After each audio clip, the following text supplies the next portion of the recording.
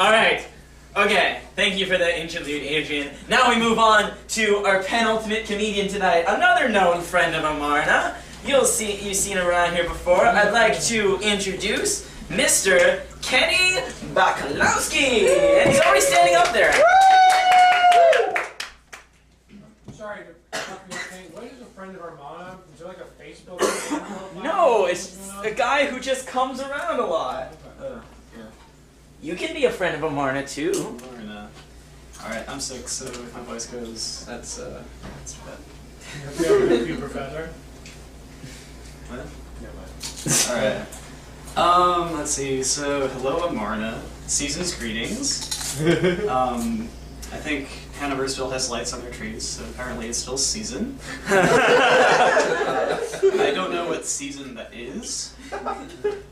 Season's greetings. Can't you say that all year long? I mean, what if autumn's glad to see you too? So it's really cold outside, and I see a lot of people wearing coats and scarves. Now, I don't like wearing scarves, because wearing a scarf is like saying, here, strangle me with this. My neck is literally in a knot, just fall. I like strangle tabs. So I'm sick. I went to Dick's house earlier, and they gave me a throat culture. When I was little, I used to hate throat cultures, you know? Like, the doctor would ask me what my symptoms were, and I'd be like, well, I have all the symptoms of the flu, except a sore throat. And then the doctor would be like, well, let's just give you a throat culture, just in case. And I'd be like, shit! You know, because every time they give it to me, I'd gag, and it'd be horrible. I'd be like, ugh. You know? But I have realized that there might be one good thing about a throat culture. And that is, you know, when I take my teenage daughter to the doctor for her sore throat, and they give her a throat culture, if she doesn't gag, somebody's grounded.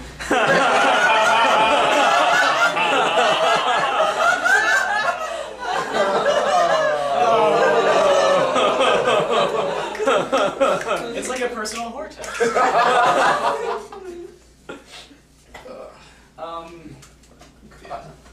Another thing that always gets me is that whatever it is, that sheet that the barber puts over you. You know that thing? It's so uncomfortable. Like when the barber's cutting my hair, I play it cool. I'm like, yeah, this is fine. And then when he turns away, I'm always like, so tight. It's like totally uncomfortable. Like, another thing I'm uncomfortable with is my sexuality. And that makes things awkward sometimes. But it can also make just some funny stories like this one. Hello? Hello. Yeah. So I was in Europe with my all-boys high school's glee club. And I was sharing a room with my friend Roger, and Roger is a lot more comfortable with his sexuality. Like, he does ballet.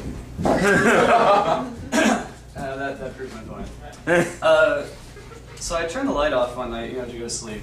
And right after that, Roger was like, hey Kenny, would you mind if I did my ballet exercises? And I was like, oh, sure, I'll turn back on the light for you. And he was like, oh, that's okay. I can do them in the dark.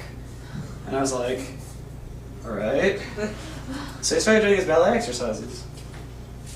And, that was interesting, maybe. I didn't know what he was doing, but they're really strenuous and also rhythmic. So he started breathing heavily. And I mean, that was fine, for a while. But then he started using a chair. Like this one. He started using a creaky chair, and I don't know what he was using this chair for. But all I know is I was in bed, the lights were out, the window was open, and people were walking by, and this is what they would hear. Like...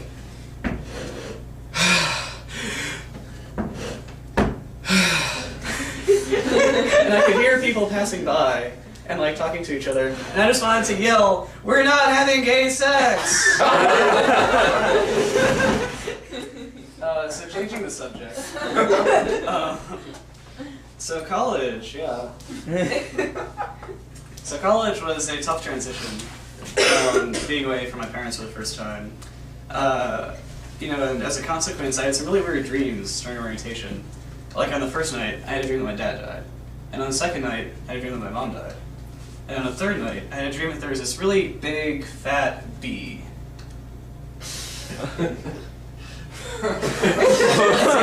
That's not. I mean, that's true. But I don't know what that means. All right. Does anyone know what Dadaism is here? Yeah. Yay! I can tell this joke. I can tell a lot. I've been reading about Dadaism, and I think I agree with some of its ideas. So I made a Dadaist joke. Here it is. Toilet.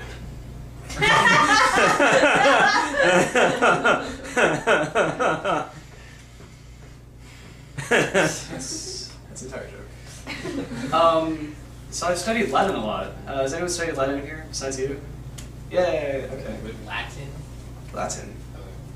Yes, I went to Oxford Latin. I like Latin. You know, my first girlfriend was in my Latin class. You know, we would go on datives. And then we found another couple in the class, so we used to go on double datives.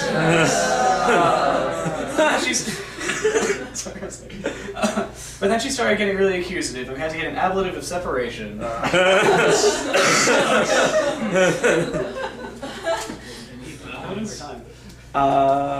minutes. Oh, cool. Halfway point. Oh, that's excellent. Okay. All right. I hate it when stupid people try to make the Latin plural of things. You know, like when people screw up the word alumnus, you know, like it gets so annoying. Like I heard somebody say penii is the plural of penis, and I don't remember why we were talking about penises. That's not important. But everyone You're knows. uncomfortable with your sexuality. Right, exactly. That's an so sorry. But everyone knows that the Latin plural of penis is penes, right? You know, third declension, penes, penium, penibus, penes, penibus. You know, penibus, right? Like that old saying, a penibus unum. It's from one of Cicero's early treatises on the subject of gangbangs. I mean, it wasn't little kids, no.